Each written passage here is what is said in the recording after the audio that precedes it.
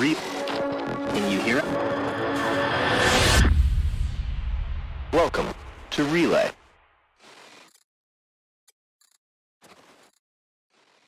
That.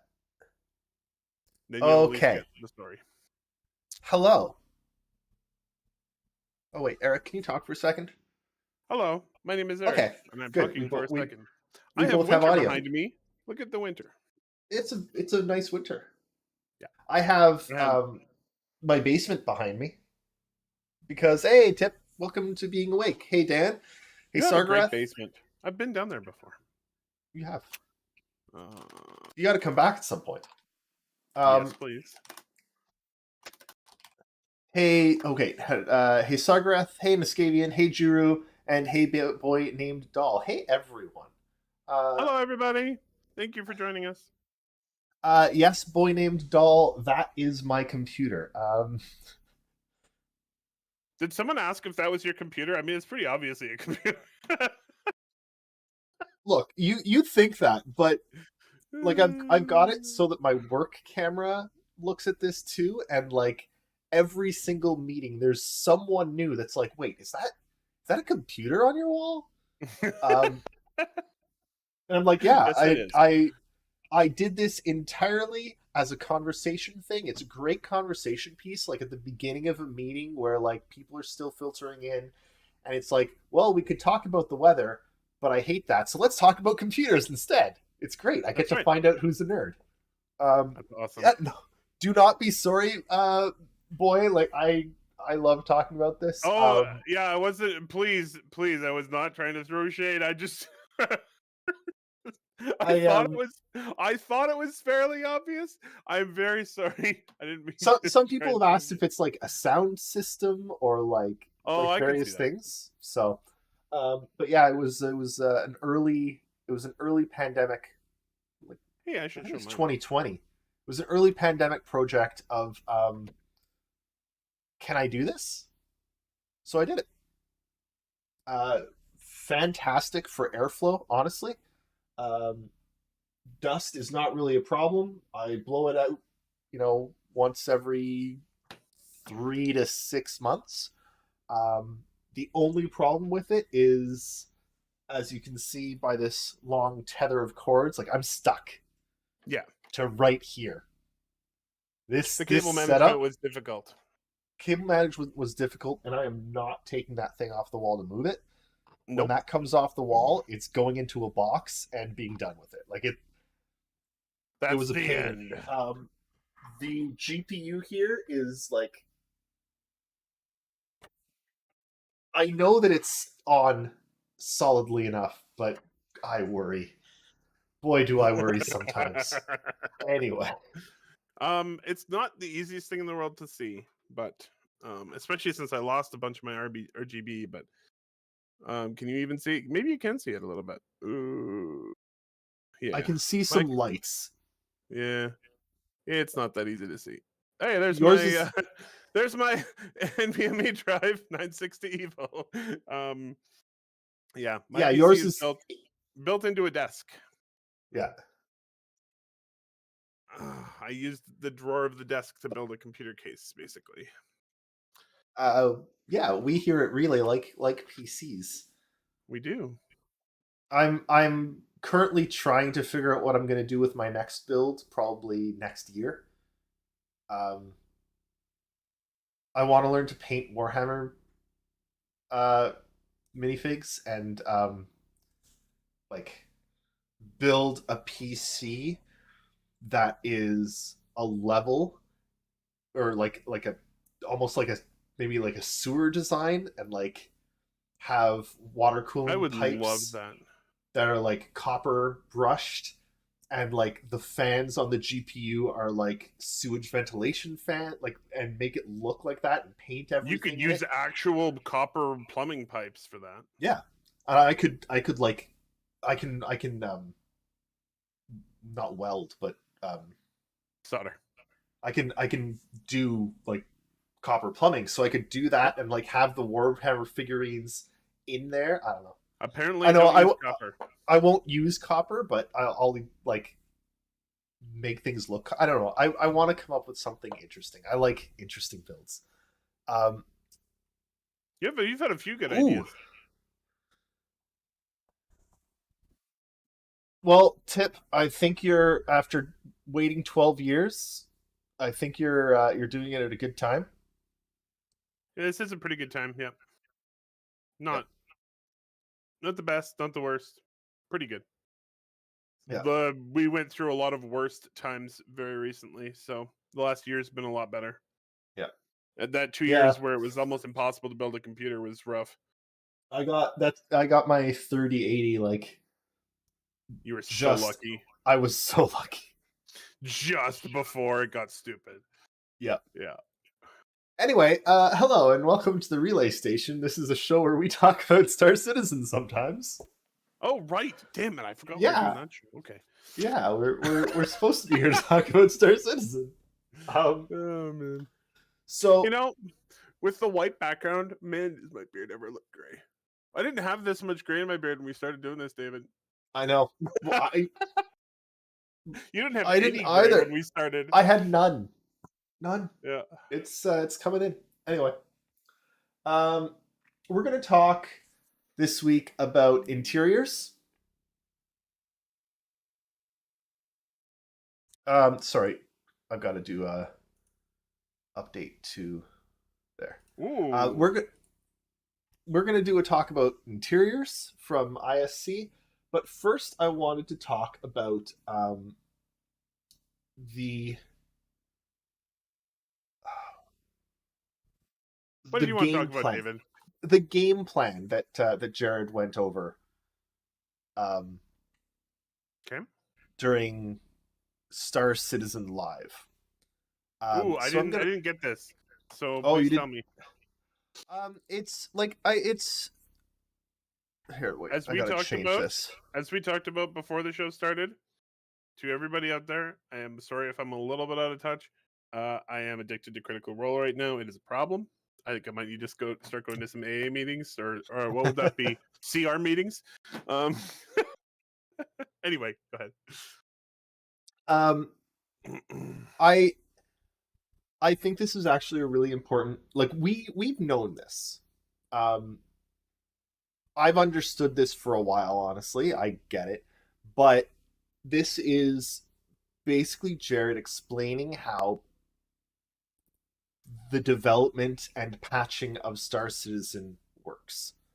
And it's really, really good info. It's like 20 minutes long explanation that explains how they do game dev, and how they push and pull content up and down as they're working, how things go up to patches, and yeah, like Tip says, it's lots of this is about managing expectations, and lots of this is about something that I have been talking about a little bit as well lately. Of there have been a lot of complaints that like the numbered patches, the 317.2, the right 317, all those are not significant patches because they're not a 3.1x, and no, like it's I really dislike that. They're the stabilization there that Jared just put on, that little red block, that's what they're in right now for 318. And it's going to take a long time for 318. Hopefully they're going to be going to full like open PTU for 318 soon, but I think it's still going to take a bit for 318 to hit live. And then 319 is going to be in stabilization for a long time. Honestly, it's going to take them a lot to get server meshing stable. But while they're doing that, while they're stabilizing it, they still want content. So they break off. They take the game, like they're going to take, here they're doing 317 as an example. But with 319, when 318 comes out, they are going to break the game right there. And 318 live is going to be what we play. Yep. and they are going to continue developing 319 underneath that, but they're going to continue updating 318 with stuff while 319 is being worked on. So we're going to get a lot Yep. of 318 numbered patches that are still going to be significant patches. Yeah, I think it was really important segment for them for Jared to do. Yeah. I honestly hope he does more of these. But yeah, Yeah, I mean, they're they're kind of stuck in this zone for a little while where they're currently implementing like basic technology that will enable the game to become an MMO. Which it really isn't right now. And it means that every one of the patches that contains one of those like fundamental pieces of technology will be broken for a long time before they can get it fixed. So yeah, they kind of have to they're more into this system where they put out one that is finally stable enough to be like an everyday play environment, and then work behind the scenes on the other one. But it's good to hear that they're going to continue to put out those point patches actually, because then that will keep things somewhat fresh on the live Yep. server while they try to get server meshing, for example, to function. well, and one thing, so I think they were saying that, or someone was saying that they're going to be doing a couple like server meshing specials over the next couple months to give us Okay. updates on where server meshing is at for ISCs, which I'm really excited for. But like I'd really like I'm gonna go just back to this for now while we keep talking. But I'd really like to see, and it doesn't have to be a full one, but like I'd like to have another one of those pillar talks at some point, because I Yeah, don't for sure. remember I don't remember what there is after server meshing, honestly. Like Well, server meshing isn't one thing. That's part of the problem. So dynamic static is an initial static server mesh is just like going to be two servers and trying to get two servers to play together properly. right. Then you go to a server cluster where you actually try to get like 6 or 8 servers to work together properly. And then you can go to dynamic server meshing where the services for the game are turned on and turned off, and new servers are created and destroyed um basically on demand of the game. And that is more of a longer term goal, and of course there's the whole thing with shards and that whole adventure. So I um I it's thought a we already multi-step had some process. Quanta in. Oh yeah, Quanta's in. Yeah. It's already partially working. It's definitely not fully implemented, but that's sort of a work over time. But Yeah, like I it'll take think some time. 318 has obviously taken a while. It's almost there, which is going to be Yep. great. 319 is going to take a while with server meshing. I think 318. I wouldn't call it naivety, but more like just you can't really know what's going to happen until you try it, type of deal. Yeah. I think persistent entity streaming broke a lot that they were kind of hoping wouldn't break, and then everything broke, and it's so yeah, you got to try and get back to where you were now with PES working. Yeah. But I mean, the 318 that we've played honestly has been great. I think. Um, where is it? I just wanted to check something really quickly. Booting this up.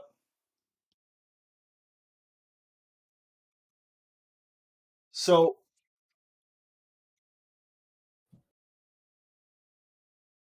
319 is up on the roadmap for Q2 tentative. Yep. Yep, I think they were hoping to put it out in June, but I suspect that it will be more of like this is when we get it to a public PTU. Maybe that might be it. What do you think? I don't know. I'm looking at the 3 cards that are on there for 319 in gameplay. New player experience, which I really can't wait for. Improving the initial very first curious. 30 minutes. I hope they let us play through the new player experience and see what it's like. We're not new players, so No, but I'd imagine you can do it every time you create a new character. that would be cool. I would Like, assume it's- that we're it's going to get to play optional. through it, but yeah. Salvage contracts, which yes please, and then Ghost Hollow PvP missions, which is cool. Yep. Um, And the rework of Lorville got Yeah. into 319. I don't know.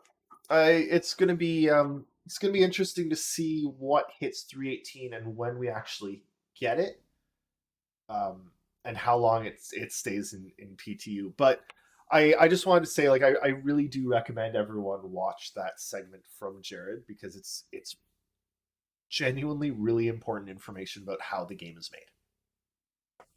Yeah, I'm definitely going to watch it. Thank you. Cool. You're welcome. Okay, in that case, let's go back over to interiors.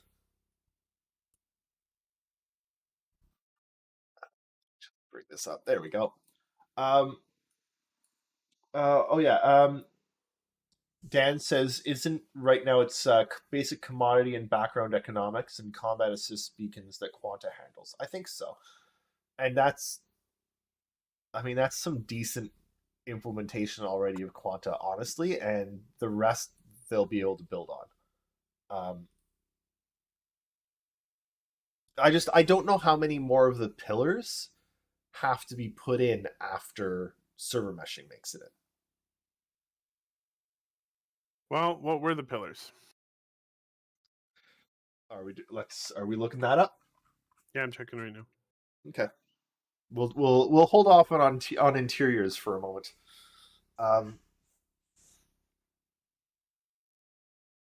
As for, I know there's some discussion in chat about D&D and other TTRPGs.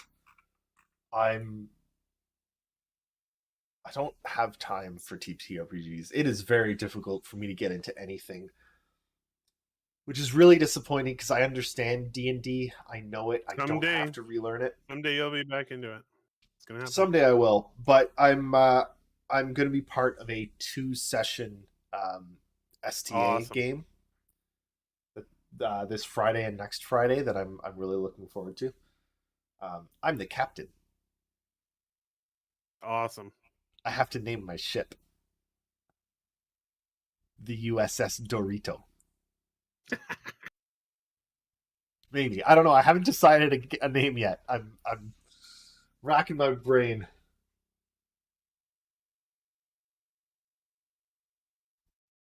But no, I'm actually not playing with Shiv this time. I've played a couple of different games. Most recently, I played the Aliens game, which I thought was fantastic, actually. Shiver, the third member of our trifecta, runs TTRPGs over at Table of Horrors. And most recently, I did some Aliens over there. But no, it's basically one of my oldest friends is he's the person that I grew up playing Dungeons and Dragons with. We used to do one game of D&D a week, and he's trying to get that group back together with a 2-session STA game. So we'll see how it goes. I'm excited. Nice. That's awesome. That is awesome. Finding anything on the pillars? Yeah. I'm pretty sure the final pillar is server meshing. Yeah. I would really like an update once server meshing comes out of okay, here's what's next. Yep. let's see. And also, man, if they can get server meshing working, Full persistence.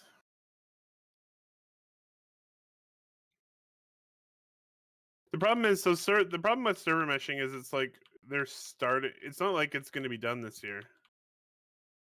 no, but it's a beginning So to it.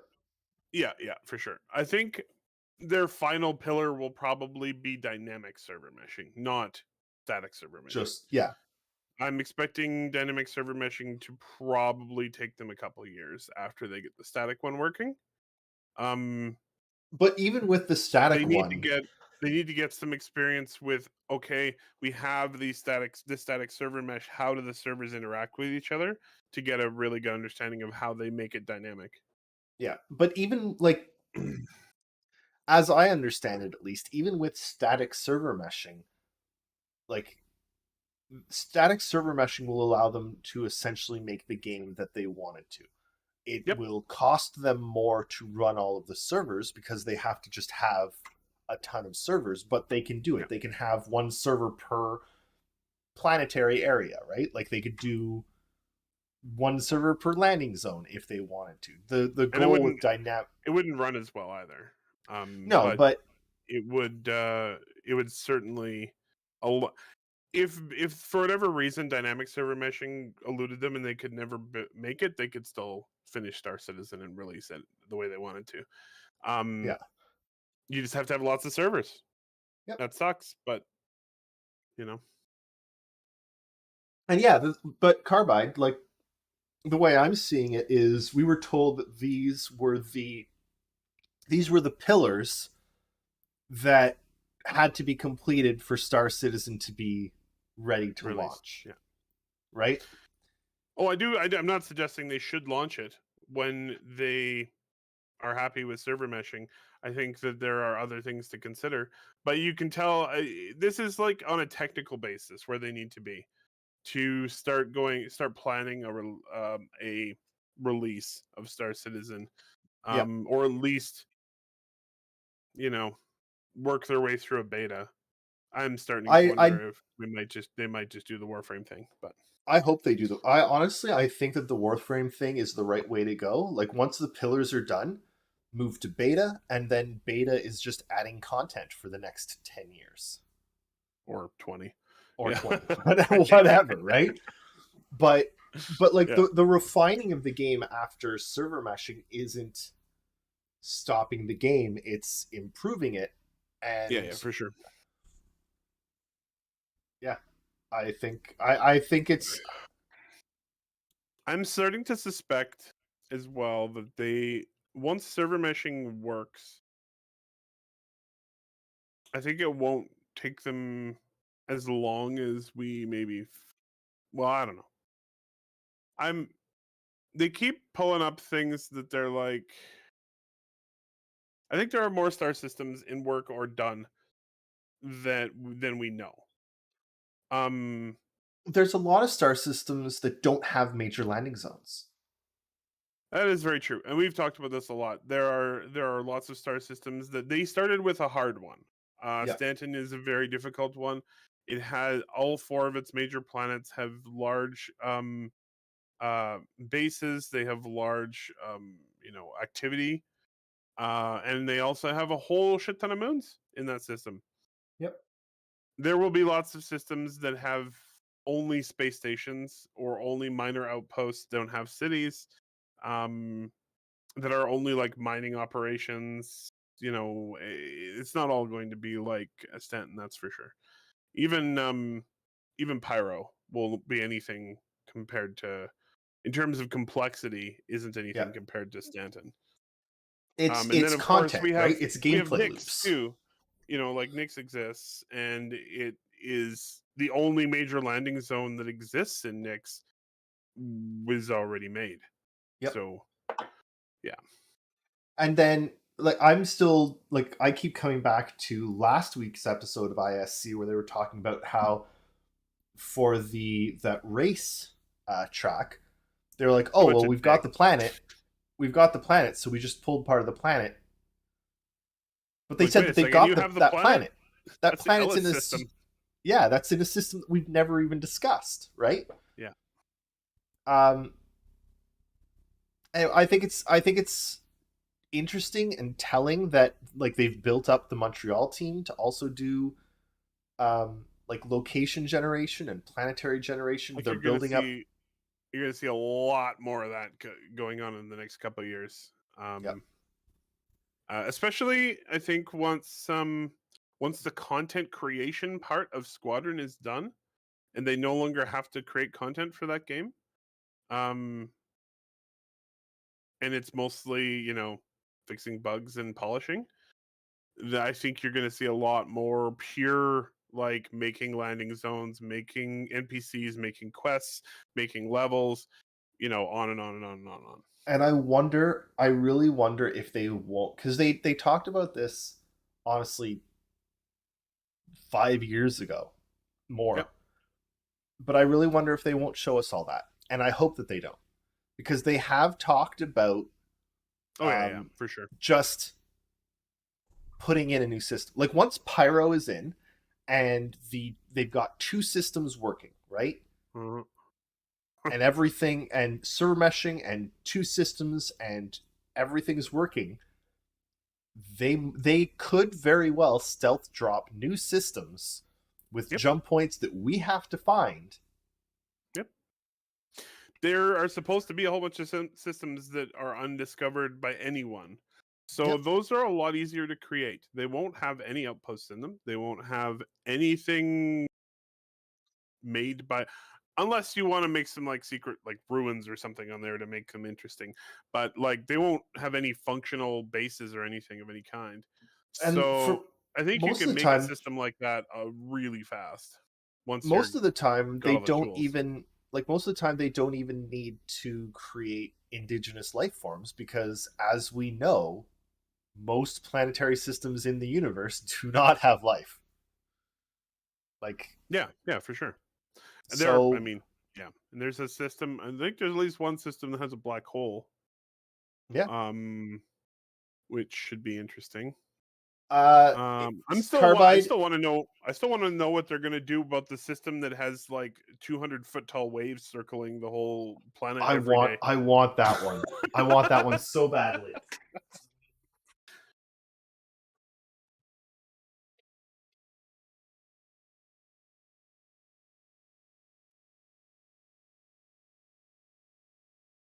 Yeah, I agree. I agree, Tip. Hope it's okay if I call you Tip.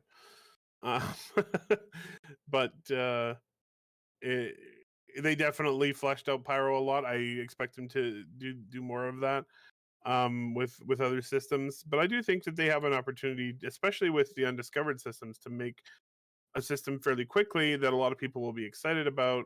That they don't have to make all at the beginning. They've already talked a bit about those where like there is a road towards, if you sell the information to the UEE, then the UEE would slowly populate the new system. So that would allow them to like develop a system over time, which I think is pretty cool.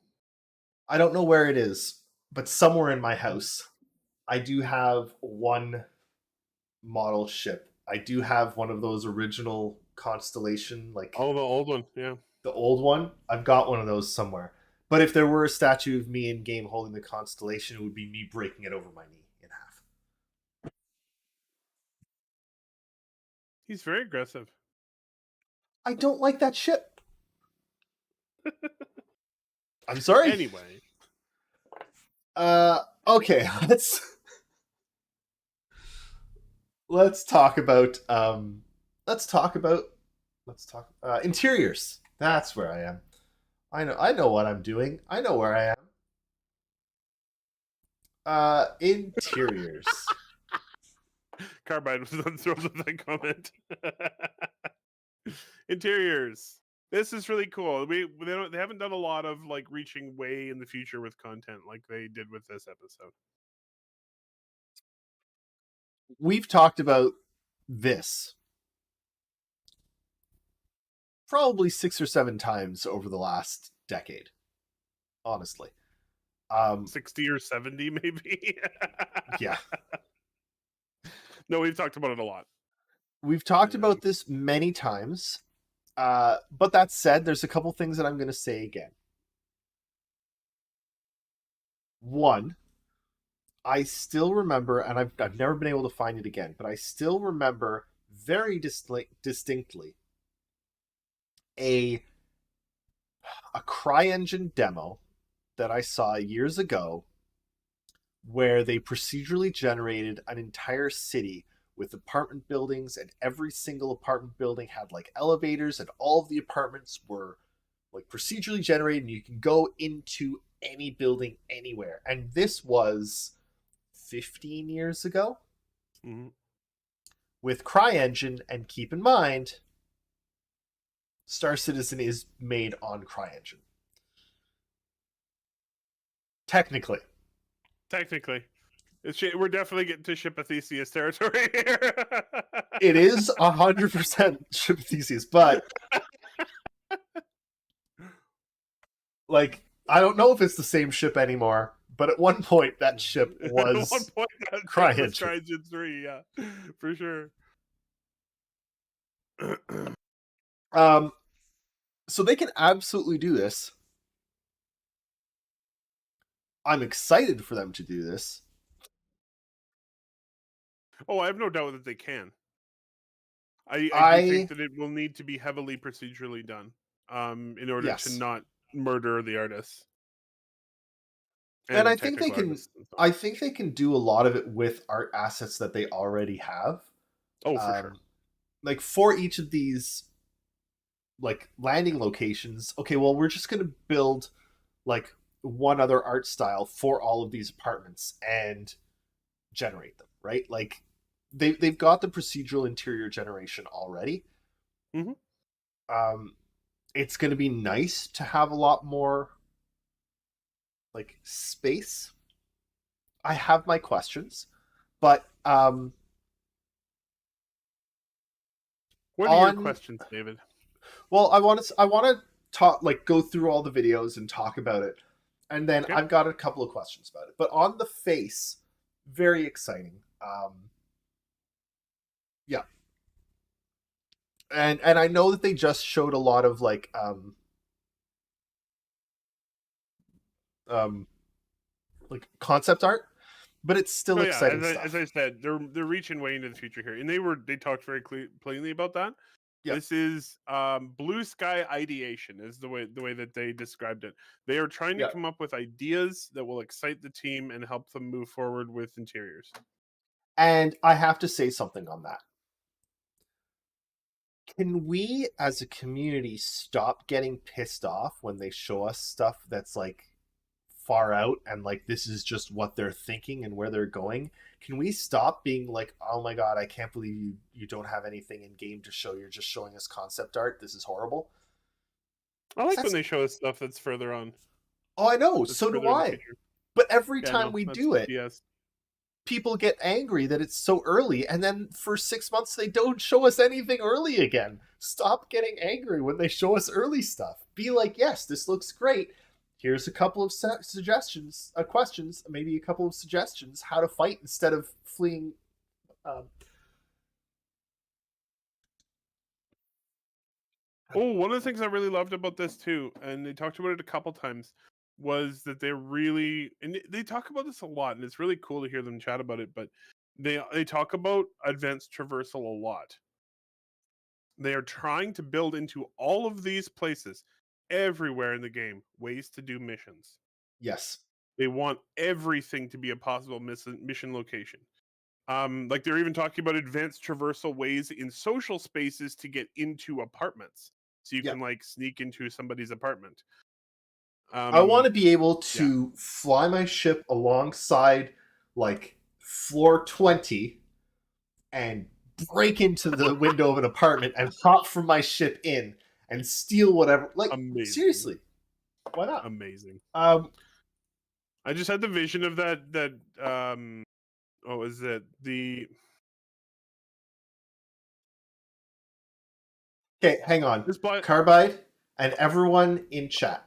we're having a quick shawarma talk break. One, because shawarma is one of the best foods on the Fine, I'll order shawarma. Jesus. planet. Two, I need you to do yourself a favor sometime. Get shawarma, but not as a wrap or a sandwich, but as like a takeout like thing with the rice and the shawarma and the potatoes and the garlic. Get a lot platter, of garlic. Yeah. The platter. Get the Absolutely. shawarma platter with Get the the garlic platter. and the hummus. And then Okay. go and get yourself a really good cheese pizza. Oh God. And then take that shawarma and put it on the cheese pizza. All of it. The rice, Sounds the amazing. potatoes. You take the garlic and the hummus, you spread it out, then you pour everything else on top of that. Preferably don't do this alone. Do it with other people that you like because Otherwise, Yeah. you won't be able to move after. yeah. But seriously, Uh, shawarma pizza, 11 out of 10. Speaking of which, Sorry. I just randomly tried this. I just randomly tried this a little while ago, and then it became like a habit. We all have frozen pizza from time to time. It's Yep. handy. I started, and a lot of people use dipping sauces and stuff for pizza. I never have before, but I was like, one day I was like, I wonder about hummus. So I started dipping pizza in hummus. It's good. It's fucking amazing.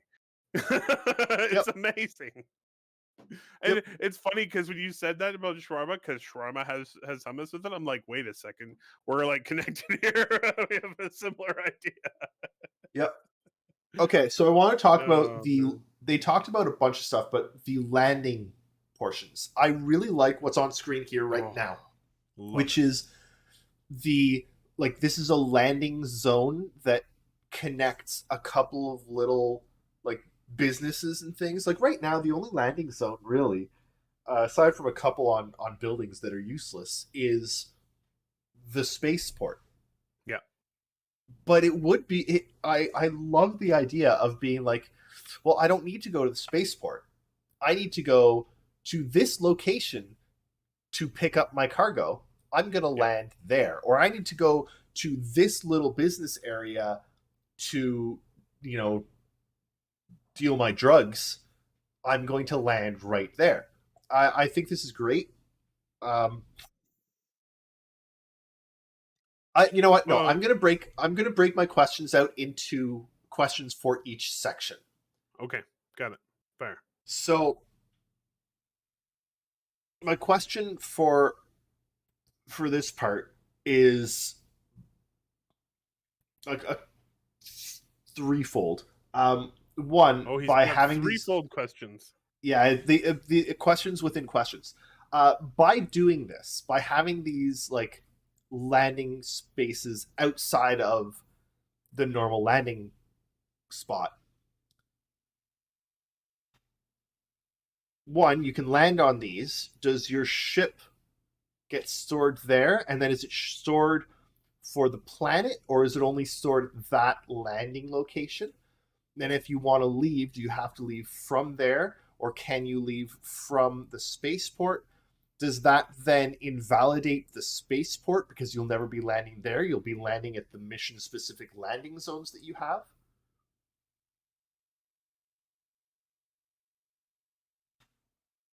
Couple questions there. Anyway, That is a very good question.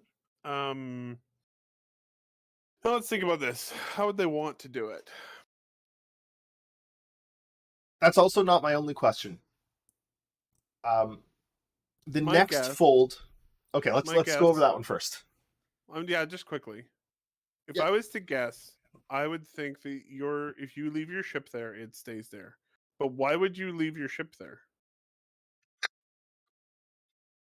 Log out. Just for funsies? Oh, then Well, but you're gonna log in in exactly the same place you log out. but so- hang on, because this goes into the Oh, I'm next hanging fold on, of the David. question.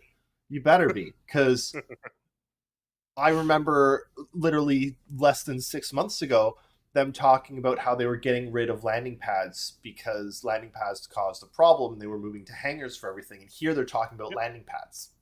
No, what did they say? I was very specific. They're getting rid of landing pads on space stations. Right. But landing pads here are going to have that same problem where the landing pad's full. I guess. And keep in mind, Blue Sky Ideation, they may never do landing pads. It may all be hangars. It's true. Um, It's just thoughts. but and some of those actually in that shot were hangars. They were some not are. landing pads. Yes. I don't like landing pads. I think landing pads make a hell of a lot more sense in atmosphere. That was part of why they wanted to get rid of them on space stations, was because it just didn't make any sense. Also because they have an increasing number of ships that will need to dock instead, and it made more sense to have hangars and docks than to have landing pads. But it certainly does have a traffic issue as well. Yeah, I think that it depends on what the landing zone is for, right? Yeah. If it's a mission specific thing, they might not care that much. Because it's not going to be a thing that people are coming to it all the time. Yeah. If it's a shopping center, like that landing zone thing that we saw there, where they're like, this might be a hub for transit or for shopping. You did see they did have hangars there. I think that they will still try to probably mostly use hangars. But, Also, we do have the landing pads on top of the buildings now, which are for missions, and I think that'll probably continue. I'm guessing. I also think that a hub like this is really important for when they get player housing. I personally really dislike the wake up in your hab all the way to the bottom, down to the subway, 2 subway stops across, back up to the spaceport. I would genuinely like there to be like one of these hubs connected directly to habs. Oh, for sure. Maybe Well, not, and maybe not for all again, ships, but again, when you're not like logging in fresh every time, you will be logging in. that's true. Coming in where you were before. Persistence is going to change a lot of that. Like which that'll is only great. happen when you're like it won't happen very often. Yeah. You'll persist your location. You'll log in wherever you were before. Maintenance. My only, I like that they're gonna have like maintenance areas. Mhm. I think they, by generating the buildings this way, I think they're actually leaving themselves a lot of room for more expansive missions than I think we Yep. imagined. Like, yeah, we're gonna die hard this building. Mhm. Land on the roof, take out the subsystems, hold like so much you could do, so much they could do.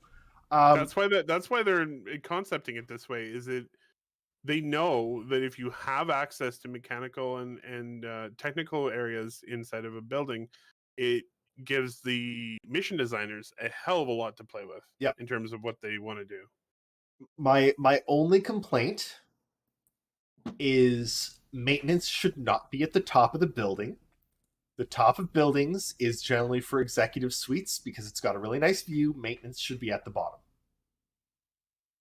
Depends on the building. Usually, maintenance and mechanical floors are not they're not always at the bottom. A lot of times they're interspersed in the middle. They're usually not at the top, although the top of the building often has mechanical rooms as well. But usually they stick up above the top of the building. Carbide. Yeah.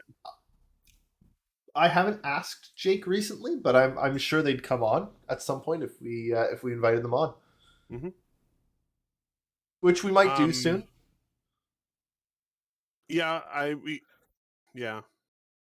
Jake's really busy, so yeah, we chat with him a lot, but I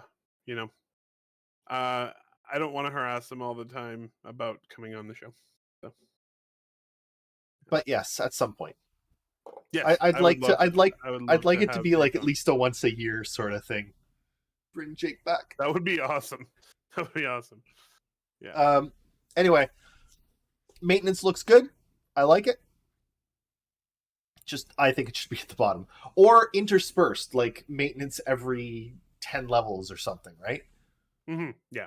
I mean, there is a lore reason. It's that, like, if you've got a fire in a building, it's likely to be maintenance, and you're going to be landing on the building with your security vehicles.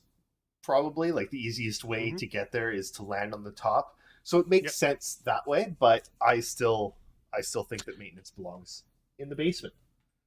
Poor maintenance people. You're just trying to shove them down there. Yeah. Residential. There's a topic for you. This opens so many cans of worms.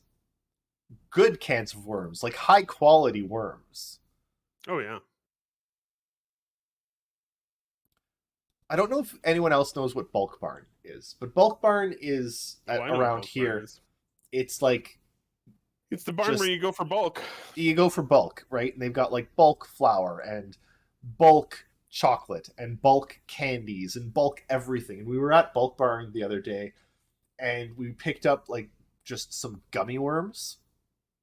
But right beside the regular gummy worms were deluxe gummy worms. And they were like $1 more for deluxe gummy worms. Did they have it's like sour sugar on them or something? No, they were like normal gummy worms, but they were deluxe. And ever since we bought the regular ones, I've been thinking about, like, what the hell are those deluxe gummy worms? Anyway, I'm actually judging you for not buying both of them and comparing, but we bought like 10 of the normal ones for Link to calm him down while we took him in the car. And we've genuinely we've regretted not buying the deluxe ones to taste test to compare since then. Anyway, you now have a mission. You've been assigned a quest.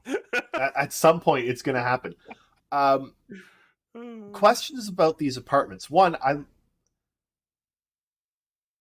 I hate the Habs as they are. I hate that there's no like ownership to the Habs. You're just spawning in a random Hab, and we know that's going to be fixed. We know. I think they've always been a temporary solution.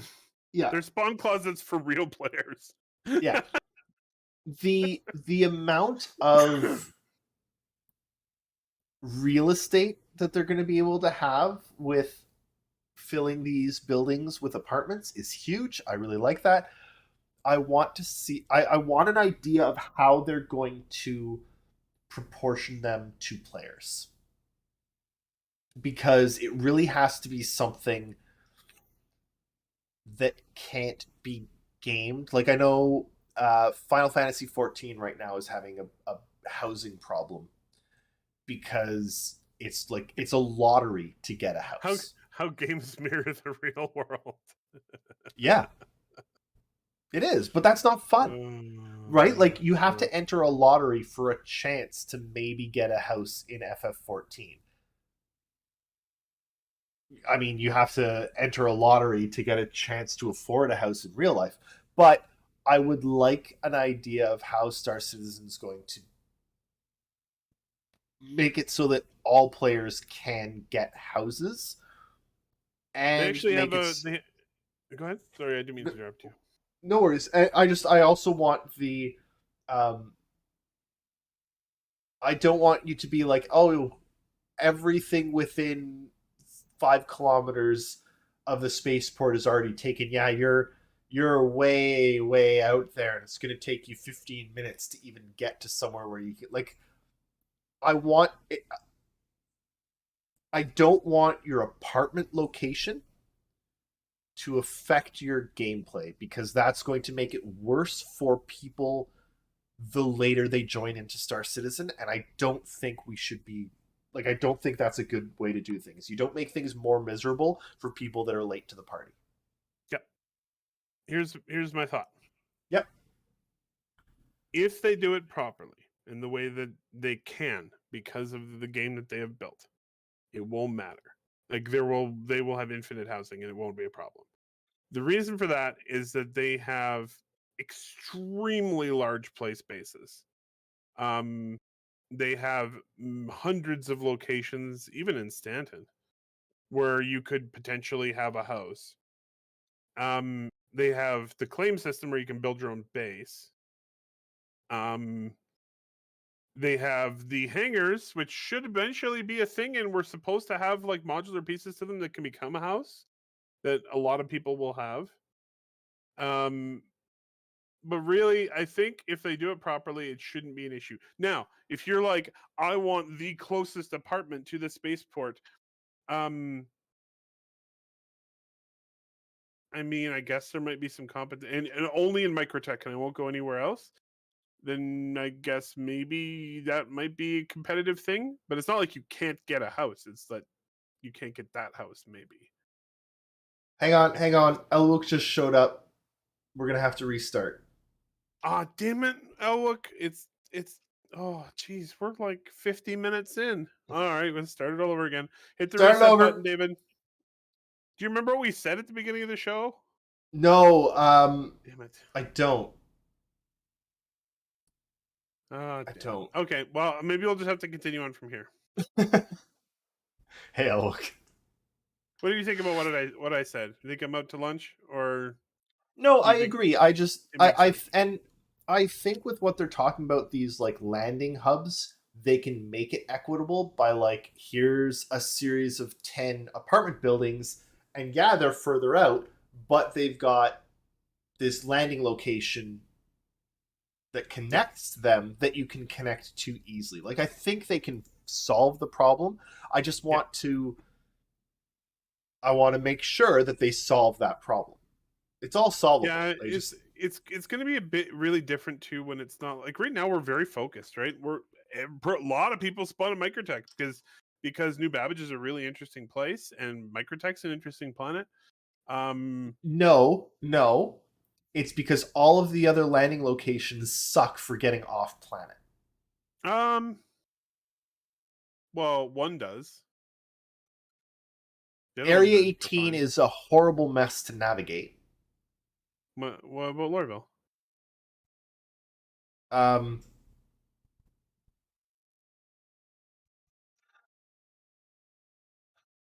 don't know.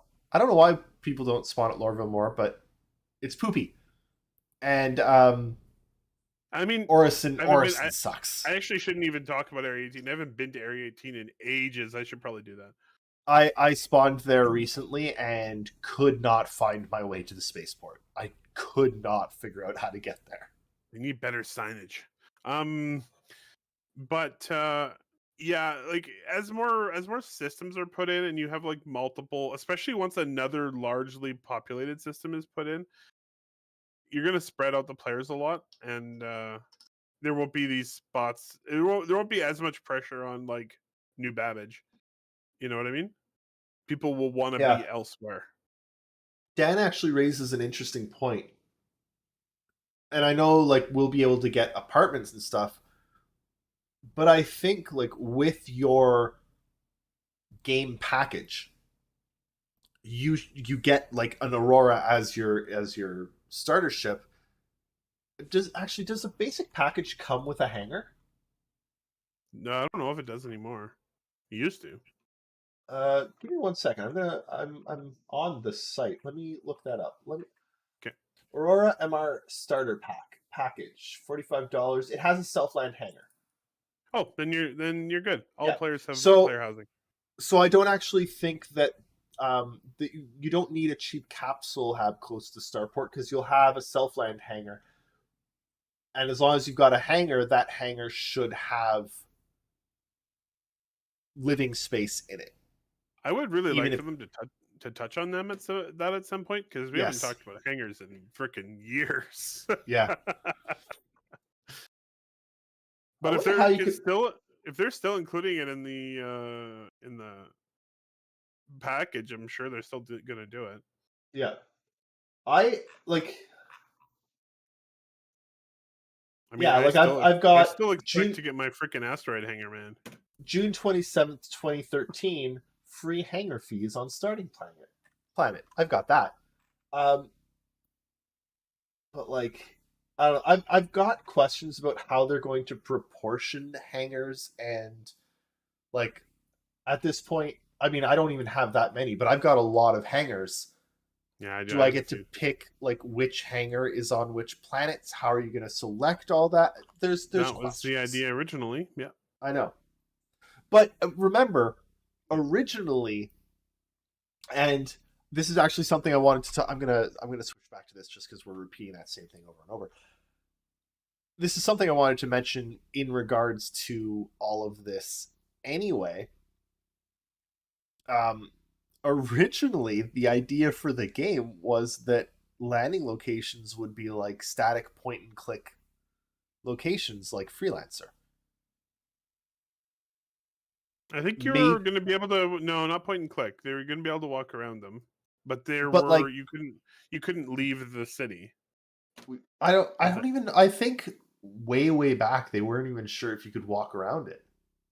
Oh well, that was during the original Kickstarter. Yeah, they Yeah, weren't sure but because they didn't. If they only got like $2 million, they yeah, wouldn't have been able to make this thing. but like in the Kickstarter when they were talking about giving everyone hangars, like I think the plan then honestly was for those hangars to be 2D like point and click things that you click around your hangar in, which is why they gave hangars to everyone. And Yeah, you but you just still. oh you get to change. Oh, I know, but like Yeah. I think I don't I think they need to explain. I'm sure they know what they're doing. I'm sure that they've got people that like they've got a list of everything that they've promised throughout all of the Kickstarters and know how they're going to um like achieve all those things. I just would like to know how they're going to do the proportioning of hangar space, you know? Yep. That would be good to know. Um, I'm sure there's somebody trying to figure it out right now. Yeah, sorry Dan, you're a Um, little slow the typing. that reminded me of. So I mean, obviously, Star Citizen's been like the perfect, like the quintessential example of this. But I was also, as I've been going through Critical Role, I was reading about their Kickstarter they did for the first animated series, The Legend of Vox Machina. That wasn't originally supposed to be a series; it was going to be a short that they did, and they were raising money to do a short. But they're asking for $750,000 on Kickstarter, and they Yeah. got $11 million, and then so they're like, oh, so I guess we'll do a I guess we series. got to do a series about this, eh? Yeah. Yeah. And now they're doing two series, so it kind of I exploded. mean, they are making all of the money. Yep. Yeah. Yeah, they're doing really well, which is cool. Yeah. Similar to Star Citizen, which has also, been this phenomenon since it started. It's I do find it funny as somebody who knows a lot about it. Whenever somebody from the outside peeks in and is like, "What the hell is going on with this thing?" And you see it so much with articles. There's these articles that are published, and you know when the journalist has had no idea what Star Citizen was when they started looking into it. They're just like, I don't have any understanding of what's going on Yeah. here. I mean, interesting thing. Sorry, can't speak. Commercial building interiors. Good. Yes. I need to look something up quickly. Eric, talk about commercial. Okay. So commercial building interiors are going to be pretty cool. So that'll be setting up places like bars and even things like commercial play like offices and so on and so forth. Um, Obviously more areas for quests to take place. Um, I'm expecting you'll visit a lot of these places to meet business people who want you to do specific missions. Um, and And they did talk again about advanced traversal in here. So I think also corporate espionage is going to be a thing that's going to have missions Yeah. where you sneak into an office or, as they mentioned, manufacturing spaces where you need to spy on the manufacturing of some product. Um, they're leaving no stone unturned. I think they want, and we've seen it a few times with Star Citizen. They always want many layers to gameplay, and I think that they don't want like any limit to the type of missions they can create in the game. This is concept art, okay? And they talked at length about advanced traversal and making sure that there are there's going to be landing pads on the top, there'll be landing pads on the sides, you can get in from the bottom, you can get in from the top. Oh, you can also get in underground, there's sewers, this is all gameplay related stuff, right? They're talking about gameplay. They're looking for more and more and more ways to basically go, regardless of where you are in the universe, there are things to do. And places we can make missions. And I feel like that all has to come, and we've seen a very limited tiny sliver of that, yes. Well, we've seen a very limited sliver of Quanta. Yeah. We don't know what Quanta can do. We haven't had an update on Quanta since 2021. 2 years. Yeah, 2 years. Right. So, and in 2021, when we were Tony Z showed off Quanta, it seemed like it could do a lot. Yep. Right. Like they had simulations that were running and were fantastic. We don't know what Quanta can do. We don't know what Quanta is going to be able to do. Is Quanta going to be able to spawn a particular NPC in this bar that you have to go and speak to? Probably. Yeah, that's what I'm expecting. I'm expecting that it will. That's the thing, is I don't expect all these missions I'm talking about to be written by a quest designer. I'm expecting that the game, since the game has been designed for the game itself to make missions. Yep. I'm expecting it will know about all of these places in the game where it can make a mission, and it will construct a mission on its own. And of course, we can also make missions ourselves. Players can create missions as well. But I feel like this examination of the space and this like preparation of use of the space, they're putting money into this. They're putting millions of dollars into this, honestly, with the team that's probably working on it and going to be working on it over the next few years. Millions of dollars is going into this. Mm-hmm. They would not be doing that if it wasn't going to be used. One of the main questions I have, and I know that they're going to answer this question, but one of the main questions I have is, how is this going to be used? And that largely comes from, I would really like an update on Quanta. How is Quanta going to use these spaces? But these spaces are 100% going to be used. See all these commercial like desktops being shown? You are going to have to break in there at night and hack one. And then steal a pad off of somebody's desk. Yeah. And then get that data somewhere else. Do you go in through the sewers? Do you go in? It's all going to be there, right? Anyway, so I wanted to quickly talk about what was I talking about just before we started talking about the residential stuff, and I had to look something up. Do you remember? Before the residential stuff, that was a while ago. No, before the commercial stuff. Sorry. Commercial stuff. Just before the commercial, I was like, I'm going to look something up. I don't remember why I was looking it up. I know what I looked up, but I don't remember how to tie it back. Maybe that will help. Well, I looked up the funding, the list of funding for Star Citizen and for other games, and how much Star Citizen has made and how much other video games have made. Well, I was talking about the Kickstarter, and I was talking about Vox Machina, and and how abnormal those two are. Yes, and how they kind of expanded outside of what they were originally intended to be. And I wanted to bring this up because I always think this is so incredibly interesting. Star Citizen, as we know, a couple things. One, it's 2 games. It's Star Citizen and Squadron 42. Yep. We know already that Star Citizen is doing things that no other video game has ever. Mm-hmm. Period. We know that it's going to be doing more things that no video game has done ever, period, soon. But it's already doing it. And honestly, we don't know very much about Squadron 42, but we hope it's going to be good. We really hope. Well, even with what we know, I think we're pretty sure that it's going to be good. Yeah. The question Any- is whether it becomes Great. great. Great is a good word for So it. according to Star Citizen's 2021 financials, Yep. $415 million has been spent on development. Yep. And another $86 million on marketing, for a total of $500 million for Star Citizen.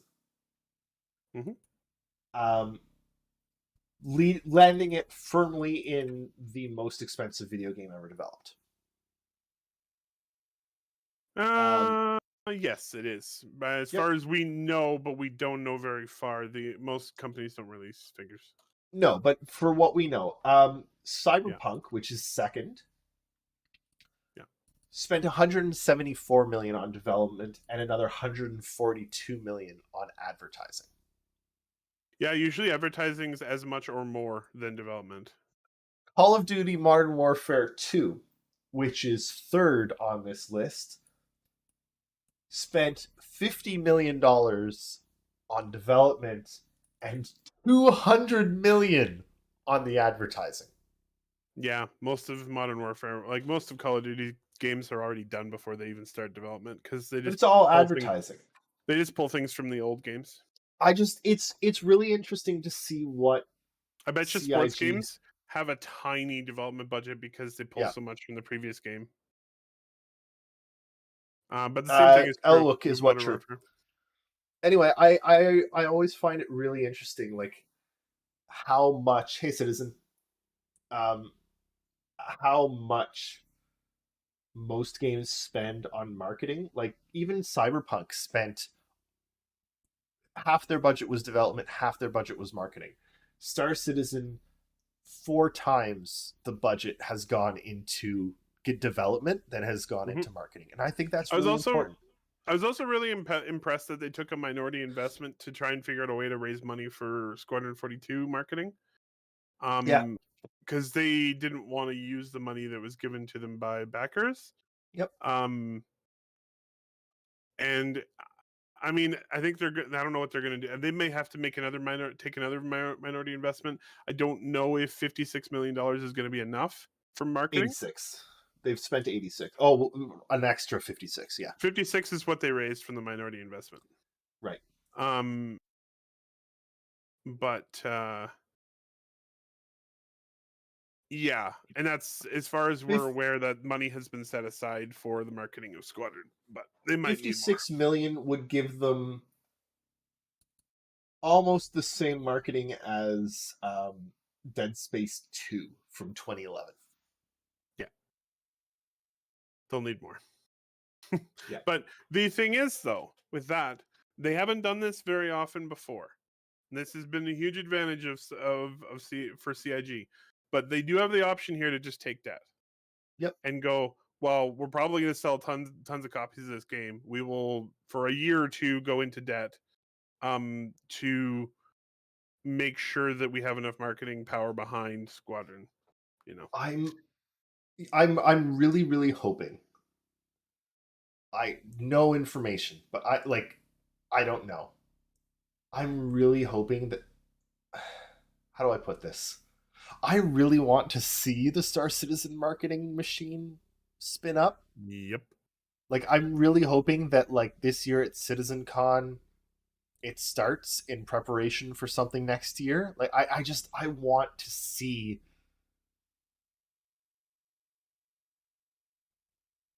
I want to see what they can do. I don't know. Yep. I don't know if I can explain that. I'm actually not. I'm not surprised. I'm not worried about what they can do. Their marketing that we have seen that has been directed at us so far has been spectacular. Oh, I'm not worried about it. I just want to see it because it's generally I want to see it too. It's going to be awesome. Hang on though, caveat. Their marketing that we've seen has been great, but quite a number of their marketing decisions have been poor. What decisions? Decisions that are probably based on marketing, like ships go like just happened with I don't know, is it 318, where a bunch of the ships that are new to 318 are not purchasable in game. You can only fly them if you purchase them with real money. Which They're ones are not Vulture and some others. You they? Yeah, I'm cannot. pretty You sure. cannot. I Go ahead. dislike that. You've got a new Um, gameplay mechanic, salvage. You got I one just want ship to. that can do I just want. salvage. I just want to be clear. It's always been like that. I know, but that's a marketing decision, and it's a poor decision in my I think mind. I think it's a game development decision. They're like, I don't know, we don't have enough time to make it work to buy it in the game right now. Yeah, We'll they do it. no, they took it out. It works in PTU, and they're taking it out for live. Oh, then that's shit. Then It's a marketing decision, and it's yeah, shit, that's shit. Yeah, that's shit. right? Like so the Um, marketing that that's not we've what I'm talking seen, about with marketing. No, I'm not fantastic. talking about that with marketing at all. I The just mar- any marketing decision that touches the game is bad. The marketing that we see is great. Yeah, what I'm talking about with marketing are the videos they make for Yes. marketing purposes. Fantastic. Have been almost universally spectacular. I have no idea really why they made it, but do you remember that really cool 2-part short story they did with the Yes. you know what I mean? That the like the person that got like they were bounty hunted. Was that yeah, one? I think so. Yeah. That one was great. It was amazing. It was Yep. spectacular. I loved it. I miss ship I commercials. recently went back and watched it. Yeah, I miss ship commercials, and I think they actually still owe us a Retaliator ship commercial, if I remember correctly. You should bring that up the next time you see something. I should. CIG. They owe us a Tally ship commercial. We were promised a Tally. We voted on a Tally ship commercial, if All I right, remember Tim. correctly. Well, once they finish the modularity for the Retaliator, we'll get our Yeah. ship commercial. Well, I hope probably. so. Probably. Boy Named Doll. I know that social media and time and stuff will advertise Squadron 42 for them really well. I think they want Um, Squadron 42, especially the first episode, to make a huge splash. Because first so- of all, they've been dragged Yeah. through the dirt for like a decade. Yeah. Everyone telling them that they're a scam and bullshit and they're not doing anything. And secondly, because if the first squadron is amazing and is well received, they generate a huge amount of momentum for Star Citizen and all of the future Squadron 42 games or Squadron Yeah. games. Sorry, go ahead. Oh, I wanted to say that I think they can actually reduce their budget a fair bit because they do already have a significant fan base. And we are going to generate a lot of money for them through Twitch, through social media. Like, they don't need the Twitch advertising campaign. The player base already exists to run that campaign for them. Yep. They should But also ask every actor who's in the but game they to still plug need them to they fire. need to, like, for Squadron especially, they need to get ads with Mark Hamill appearing in it. Like, they need to get ads showing at the Game Awards, right? They need Star Citizen at the Game Awards. They need Star Citizen like on TV at the Super Bowl. Like, they need that. Sorry, no, go ahead. My brain just stopped. State of the Union, pre-State of the Union address, Star Citizen cutscene. I don't really want a Super Bowl commercial because the Super Bowl commercial is like $200 million. Yeah, I hope they don't do Super Bowl, but you know what I mean. Like, before movies, I think they do need a traditional marketing campaign to hit the people like me. Hi, everyone on Twitch. I do not watch Twitch ever. I don't have time. I just don't watch it. Right? Like, and I just don't. To be honest, I don't either. Like, I occasionally watch Twitch, but it's like it's probably once every few months. Yeah, but they need like ads on YouTube videos, ads on gaming related YouTube videos, and that costs money. They do need a traditional ad campaign. I don't think they need to spend $200 million on that ad campaign. Oh, look, they totally could do the Grey Cup. Absolutely. Hey, I Absolutely. could afford to do the Grey Cup. Absolutely. Love it. All right, Love it. let's. We're actually. I love all I'm the people flattered- in chat who probably have no idea. No what idea what the Grey Cup Okay. is. Anyway, let's move on. We're actually almost out of time, so let's get on this. This has been a Okay, really that good was. episode. I love this. Hope that was everyone else commercial. out there is enjoying this episode as much as I am. This is fun. Lobby. I like lobbies. They're fun. They need to put giant aquariums in them. My thought for a lobby, and I love the art that they've got here. It's like communal space, and they're right. Gorgeous. Like, lobby is a great spot for food, for shops, for everything. I know that they've got maintenance at the very top, and honestly, I think you need a second lobby at the very top, because a lot of people are going to come in from landing pads on the roof of the building. I think more players probably are going to land on the roof of the building rather than take subways there. I think they need lobby at the top. They need a top lobby and a bottom lobby, but no hobby lobby. Okay. You're in this for the dual lobby design. I want multi lobbies. Twinsies. But honestly, it looks great. I really like this one piece. They show this one piece of art that is, and it's the only art I think in this entire thing that really highlights like combat possibilities. I'm glad they threw it in, but of that squad of people like attacking a complex, I think that's important. Yep, I really love how dedicated they are too with the what do they call it? Brutalism architecture that you see with Lorville. Like, it's just giant empty structures with concrete walls. It's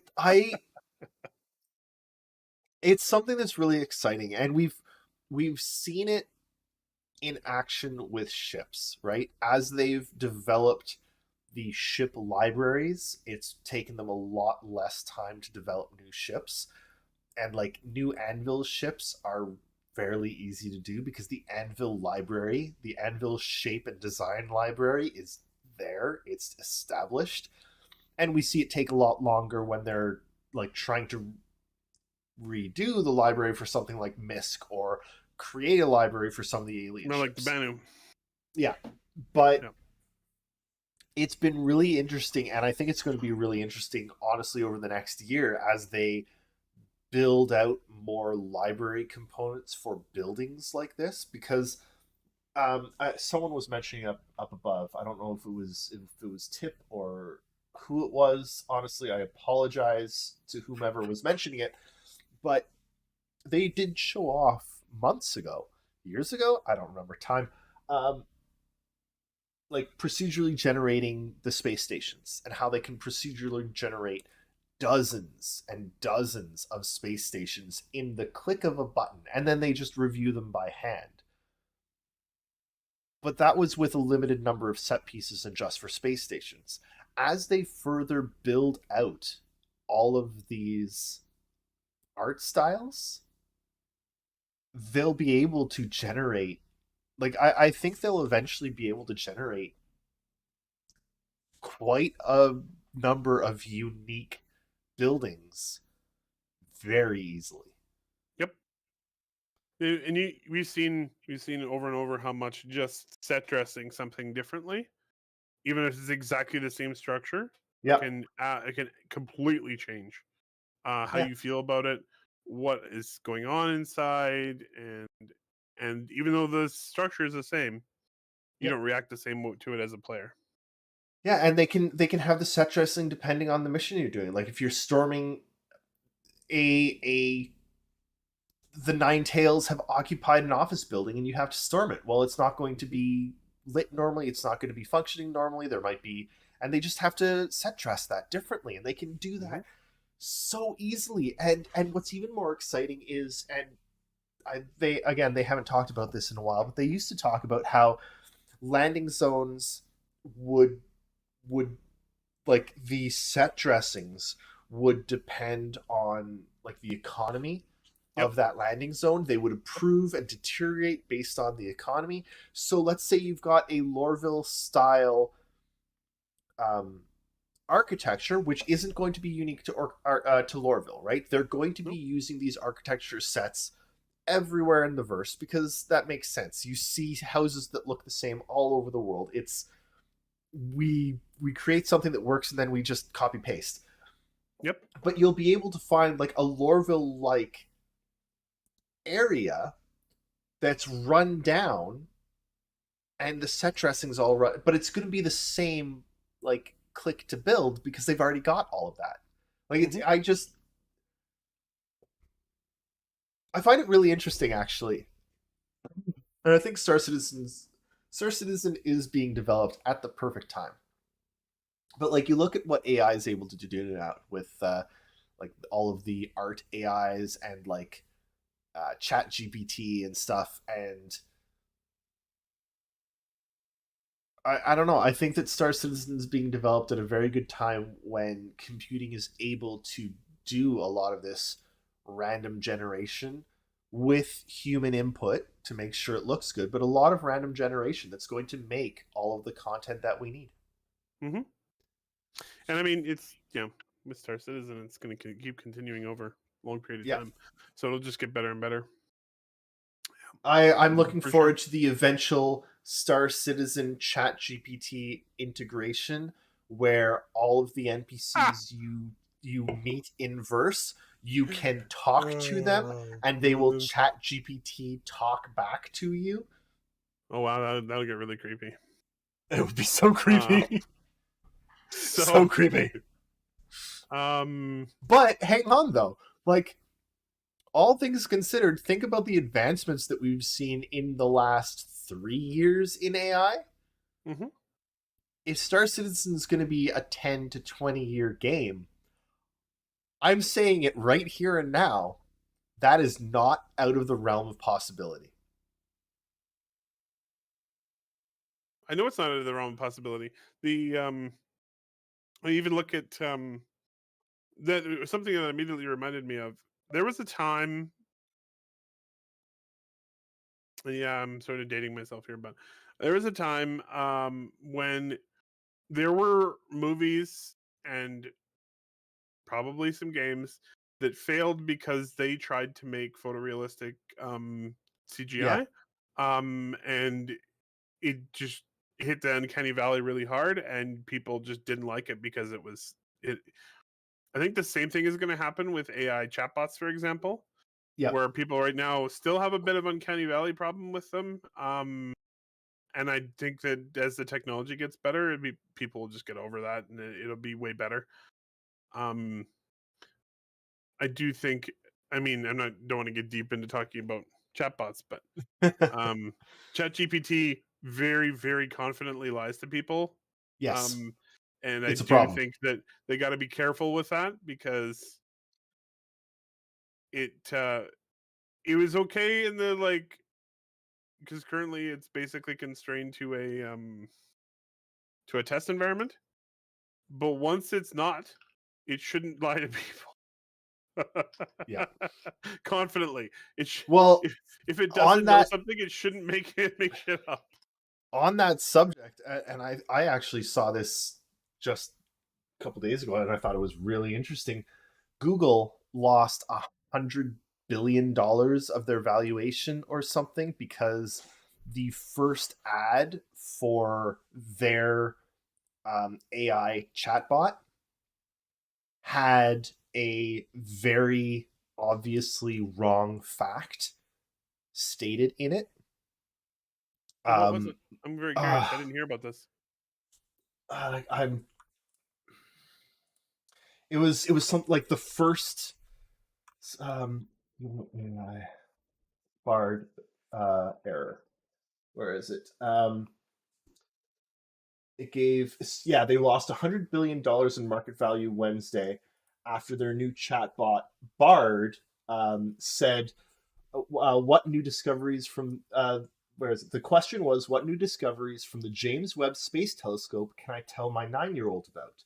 And the chatbot responded with a few bullets One of which was the claim that the telescope took the very first pictures of exoplanets, which was not the James Webb Telescope.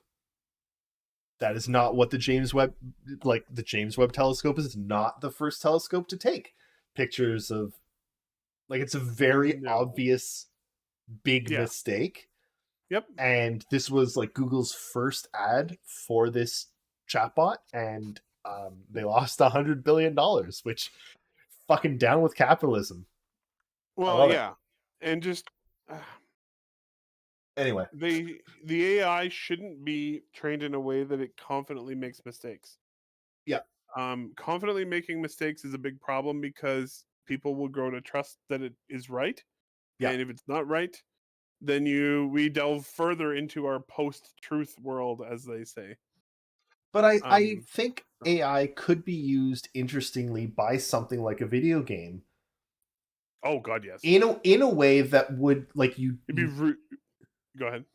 you could use it to develop dialogue lines, hundreds, thousands of dialogue lines that would be reviewed by a human to make sure that they're valid, Mhm. but takes a lot less time than writing out all of these different dialogue lines for different characters manually. Like, I think it Yeah. could be used for something like that. Anyway, Eric, I'm going to hand the next, where is it? The Underground over to you for a moment, Awesome.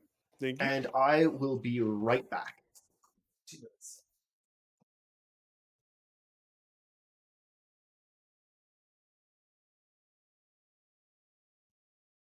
All right. Oh, I just wanted to quickly comment on something Elwick said.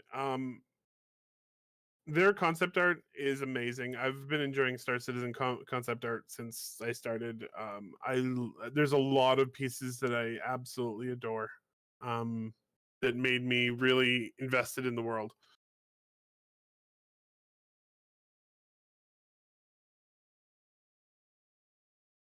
Man, these underground sections look really great as well. The gigantic fans. Probably not necessarily, something that's for. Oh, wait, is this? Oh my God, is that an underground racing circuit? I love that. And again, this is like looking at these shots. Like again, we're talking about things where, it's very obvious that they are designing areas. That they want to design areas where missions can take place. They want to have tons of them. And then if you have tons of areas where missions can take place, it really prevents an MMO, even an MMO that has partially like service generated missions. It won't feel samey because you have all of these different locations you can use. Welcome back. Hello, I'm back. Yeah, I like the look of the underground. I like the idea of underground races in the underground. I love it. It's all good. They definitely have a lot more like combat art shown in the underground. I just want your first missions in Star Citizen. You wake up in Star Citizen, you walk up to your first NPC, and they're like, "Hey, there's an infestation of rats in the underground. Can you go kill 20 of them for me?" Totally. You know, They hand I you want and they that. hand you a short sword. Yeah, yeah, I want that. I And mean, during your time down in the dungeon, fighting with your short sword against the rats, they give you an assault rifle or something. yeah. Dan, you make an interesting point because it won't happen as much in the newer systems, but like in older systems like Earth or like Soul or Terra. the other one, Terra, like, yeah, you could, I would imagine there would be like abandoned, like, cities under cities that they could do that would just be so cool. Yeah, absolutely. There's Absolutely. so much. There's so much I possibility. I love the idea of abandoned metro stations, especially Rewinding. Going back to talking about how Tony Zervek, who's building the universe simulation, desperately wants for locations to vary in appearance based Yep. on their wealth level. It would be so cool if, like, oh, this building became abandoned, so did the metro tube to it. And there's like an old broken down piece of shit train in there, Yep. and oh, now there's a gang that hangs out down there because this is an abandoned, so on and so forth. Yeah. It just builds on itself and what you can do and what you can do constantly. I don't know. They're There's so much they're trying to give they can do. themselves a lot of they're trying to give themselves a lot of options for how they make the game and how it plays. And that also, I guarantee you, it will lead to, and this is what they've been trying to aim for a long time. It will lead to people playing Star Citizen completely differently from each other. There will be people who rarely fly a ship. You know what I mean? Yep. There will be people probably who never land. Their life is on their ship, and that's what they do. You know? Yeah, you land to refuel, and then you had it like you Or just land at you space refuel stations and you never leave refuel at space. space stations. You Yeah. pick up new cargo at space stations, and you just never come down the gravity You well. never go to the planet. Yeah, because why would you? You don't have to. It's Yep. It's cool. They're making a whole universe. It's great. yeah, it really is. Yeah. I don't know. And yeah, as I mentioned while you were gone, their concept artists are amazing. They always Yes. make such great stuff. And someday we're gonna look back at these, and there's probably gonna be an in-universe location looks exactly like one of these shots, and we're gonna be like, There was "Look, another here it thing. came from." I know we're technically at time, but there was another thing I wanted to talk about because I seem to remember them mentioning it actually in this episode, was the preparation that they have to do for Death of a Spaceman. Yep. Right? Because right now nothing is really built for Death of a Spaceman. Mhm. Everything is built around a typical game loop of you die, you respawn, you go out, and the end game, the end view of things when Death of a Spaceman works is not that. And honestly, I would really, really like to see, when is Death of a Spaceman coming? Is Death of a Spaceman good? Oh, good night, Dan. Like, is Death of a Spaceman going to be 3.19? Is it going to be 4. Like, when are we going to get Death of a Spaceman? I want Death of a Spaceman to be a card I mean, on. they're working on it. I know, but I'm excited for, because it's going to change you remember, everything. like a week, and was it last week? We were both so excited because we had soft death in Yeah. in 318. That was so cool. Like I took a couple bad hits in my little Nomad there, and it Yeah. started to sound some alarms, and then it's just like ship shutting down basically. Yep. And everything went poof. It's so much better. It felt so much better So much to better. have a It just soft exploded. death than to just explode. And both of us were like, "Man, this is awesome! I can't wait until we can actually like tinker with the frickin' thing and get it back to limping, and then Yeah. limp our way back to a space station. That'll be amazing." So yeah, I'm really excited for that. It's funny because right now, like, I still just see a lot of the possibilities. Mhm. A lot of the possibilities still aren't there. Yep. But they are so close. And you can see, you can feel what they're going for in the game for when it finally and it is genuinely going to be, it's it's been a long journey to get here. Mhm. We've been doing this a long time. Lots of us have been doing this a long time. Yep. But I feel very, very good about the fact that the time is not being wasted. Oh yeah, absolutely. And I mean, this is something we talk about regularly, but the you gonna start singing, David? Maybe. Uh, there's one of the things we talk about a lot, and we've been playing the game now for like pretty regularly for about a year or two now. Well, maybe not 2 years, but over a year. A year. And it's fun now. They're Yep. at the point now where you could just play and it's fun. You can have a good time with friends and do stuff, and it's a good time. And that's from somebody who doesn't like. I tend to avoid early access games because they annoy me. Because they don't work very well. Star Citizen is also broken in some ways, but there's enough there that I have fun playing every time I play. And now that they're at that point where it's fun to play, it's all just like this huge, expansive opportunity in front of them to make it their thing. Yeah. And I think it's gonna blow people's freaking minds when they are able to flick on Pyro, and all of a sudden there's like 3 times as much play space because Pyro's significantly bigger than Stanton. You know? I really hope that with Pyro turning on, they are also able to dial up Quanta. Oh, me too. Yeah, for sure. Yeah, that'd be great.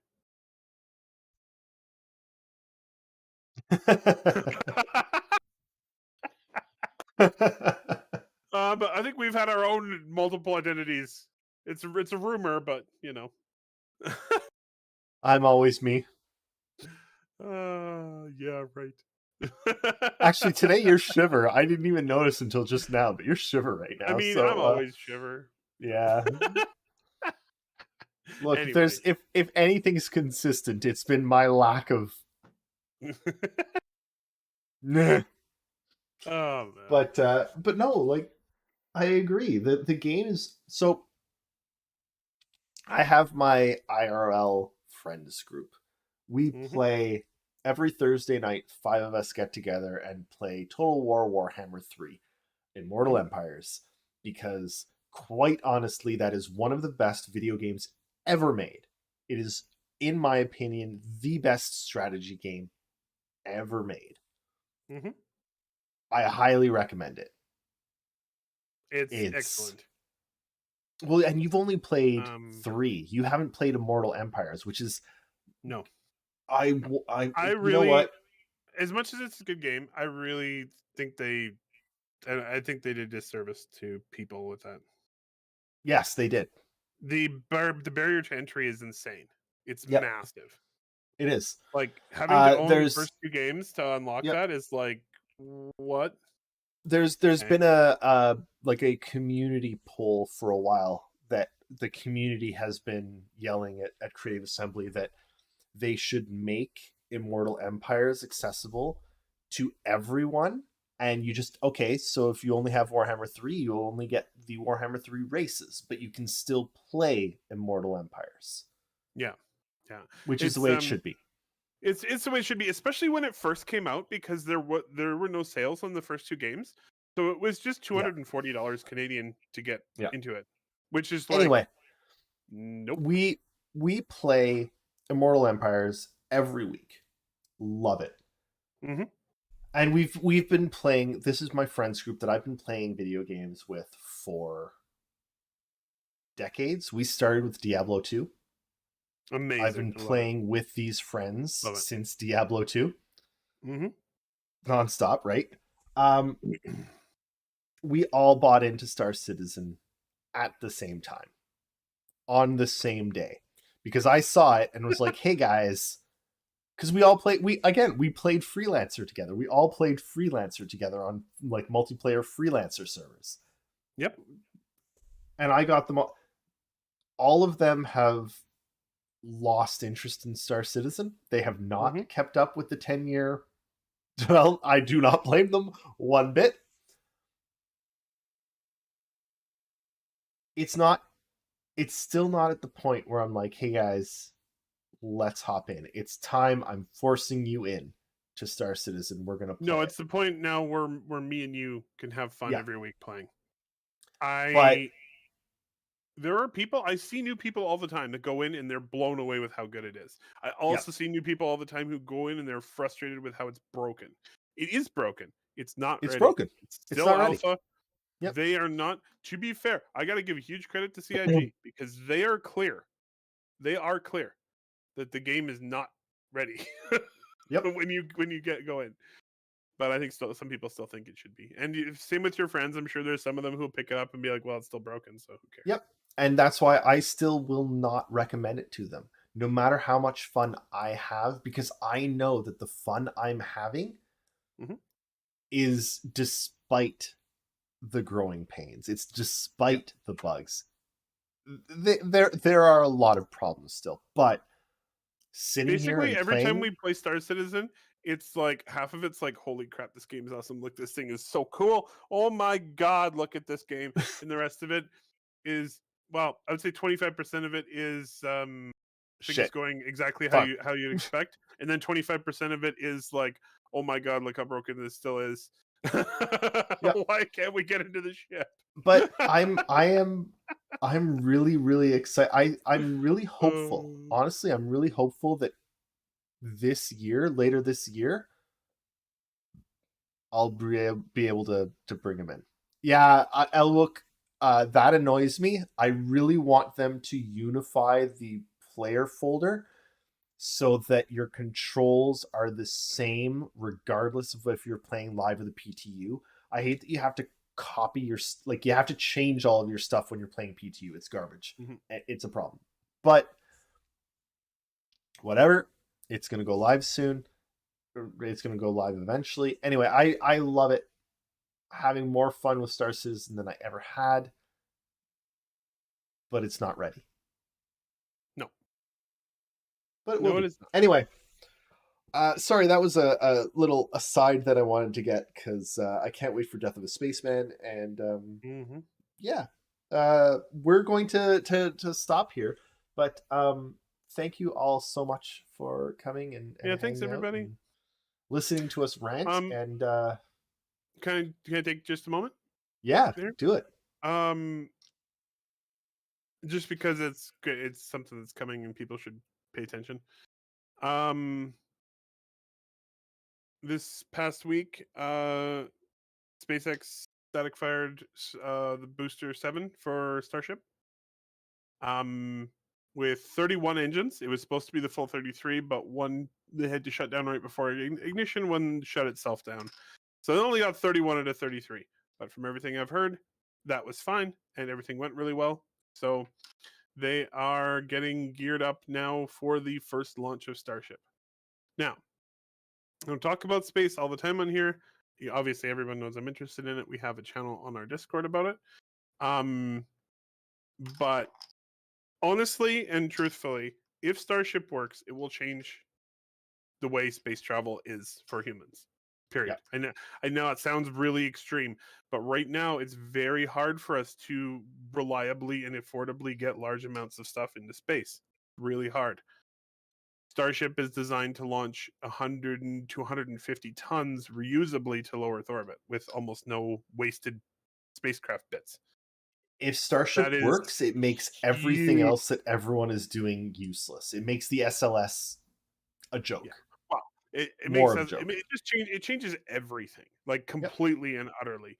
Is so it's one of those things that they've been working their asses off on it. They spent many billions of dollars over the last 5 years or so getting it up and running. Yep. The first launch could take place as soon as next month. So start paying some attention to our space channel. I will throw stuff in there, and And this is yeah. one that, if even remotely possible, I think we'll try and do a stream to watch Oh, it, I will. because I'm planning to stream it. and I'd like to join you, but like this is genuine. Like this is as historical as like the first Falcon rocket landing. Oh, Like easily. this is history. Probably much more so than that even. Yeah. But look, you really hit it on the head. Actually, that's a very good comment. The two big pieces of the architecture are, first, just it working at all.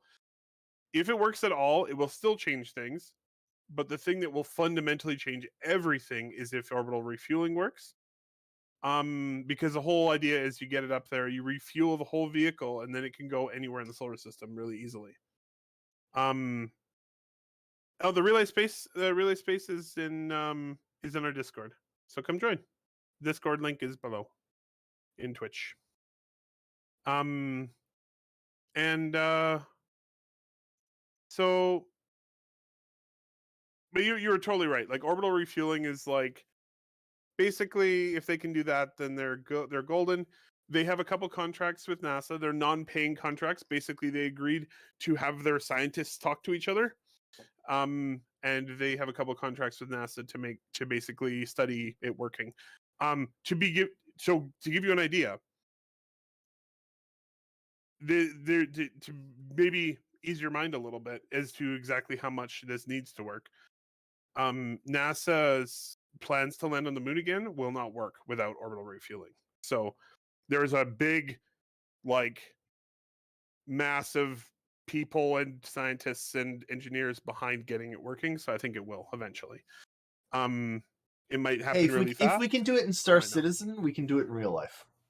I suspect it's probably going to be less of an issue than we think. Our biggest problem with it is simply we've not done it, and that's one of every time you do something you've never done before. It's kind of like a.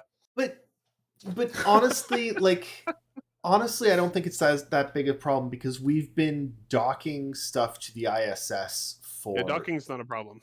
Decades, but docking and refueling is honestly almost the same thing. Like but you have to match the two velocities and then connect them.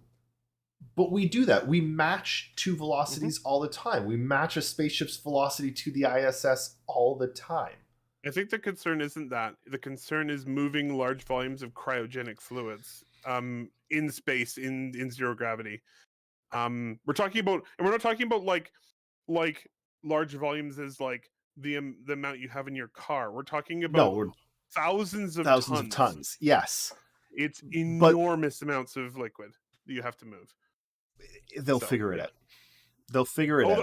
I think they'll figure it out, no problem. I do think it's one of the first things they will try to do as an experiment with Starship once it's working, because it might take a couple of years to really nail it down. Well, they're not going to be doing it with cargo or people on board for a while. No. I all of their experiments with orbital refueling will be done with empty ships. Yeah, guaranteed. Yeah. Anyway, keep an eye out for that.